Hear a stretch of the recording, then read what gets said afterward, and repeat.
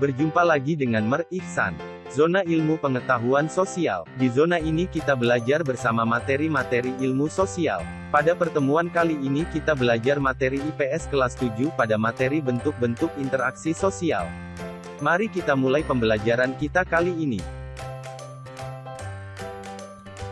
Secara umum interaksi sosial dibagi ke dalam dua bentuk, yakni interaksi sosial asosiatif atau yang mengarah pada hal-hal yang mempererat hubungan dan menghasilkan kerjasama, serta interaksi sosial disasosiatif atau yang menciptakan pepecahan.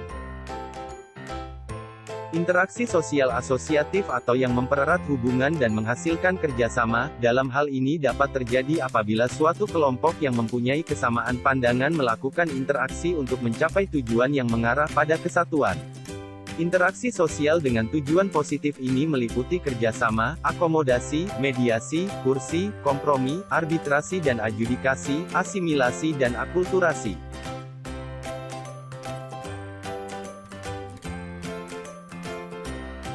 1. Kerjasama. Kerjasama adalah suatu usaha yang dilakukan dua orang atau lebih dengan tujuan yang sama dan saling membantu serta mendukung demi tercapainya tujuan yang diinginkan bersama.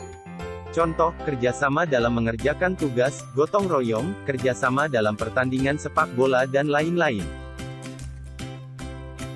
Adapun berbagai bentuk kerjasama yang biasa kita temui dalam kehidupan sehari-hari adalah bargaining atau proses tawar-menawar hingga terjadi kesepakatan, joint venture, yakni proses kerjasama untuk menyelesaikan proyek tertentu, koalisi, yakni suatu kerjasama yang dibentuk untuk mencapai tujuan masing-masing dengan cara yang sama, kooptasi, suatu proses kerjasama untuk penerimaan unsur-unsur baru selama kepemimpinan atau pelaksanaan politik tertentu, dan kerukunan, yakni suatu proses untuk mencapai tujuan bersama dengan menghilangkan perbedaan-perbedaan yang ada.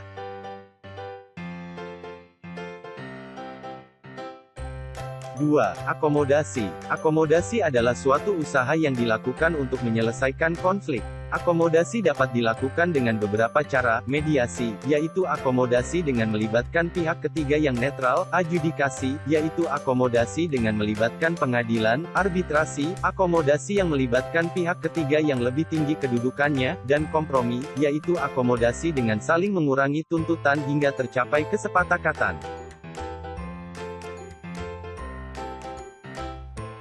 3. Asimilasi. Asimilasi adalah suatu proses sosial yang timbul sebagai akibat kedatangan kebudayaan baru, yang lambat laun akan bercampur dengan kebudayaan asli dan memunculkan kebudayaan lain di dalam masyarakat. Contoh, kebudayaan memakan mie yang dibawa bangsa Tiongkok ke Indonesia, telah menggeser paradigma masyarakat tentang konsumsi karbohidrat nasi menjadi mie. 4. Akulturasi. Akulturasi adalah proses sosial yang timbul apabila suatu kelompok masyarakat dihadapkan pada kebudayaan baru yang mereka terima, tetapi tidak ada kebudayaan lain yang muncul karena masyarakat tetap pada kebudayaan masing-masing. Contoh, kebudayaan Hindu dan Islam yang bertemu mengakibatkan bangunan gapura atau gerbang masjid menyerupai bentuk pura, tetapi kebudayaan Islam dan Hindu tidak berubah. B. Interaksi sosial disosiatif. Berlawanan dengan asosiatif, interaksi sosial yang bersifat disosiatif mengarah pada perpecahan dan dapat terjadi karena adanya perbedaan pendapat atau pandangan dan bersifat oposisi. Interaksi sosial ini dapat dibedakan menjadi persaingan, kontravensi dan konflik. 1. Persaingan. Persaingan adalah proses sosial dua orang atau lebih yang saling mencari keuntungan atau kemenangan tanpa memakai kekerasan. 2. Kontravensi. Kontravensi adalah rasa tidak suka yang bisa ditunjukkan secara terang-terangan ataupun secara tersembunyi oleh seseorang atau sekelompok orang. Kontravensi yang difasilitasi dengan baik akan berubah menjadi persaingan. Akan tetapi jika disampaikan dengan buruk dapat berubah menjadi konflik. Contoh, orasi mahasiswa menuntut penurunan tarif dasar listrik merupakan bentuk kontravensi. Akan tetapi karena munculnya provokator, kontravensi berubah menjadi konflik antara mahasiswa dengan petugas keamanan.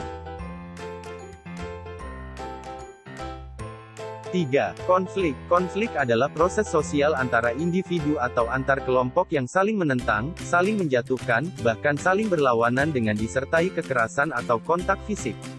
Contoh, persaingan memperebutkan barang diskon yang berakhir dengan adu pukul karena salah satu pihak tidak berhasil mendapatkan produk yang diinginkan. Sampai jumpa lagi pada materi selanjutnya. Tetap semangat belajar.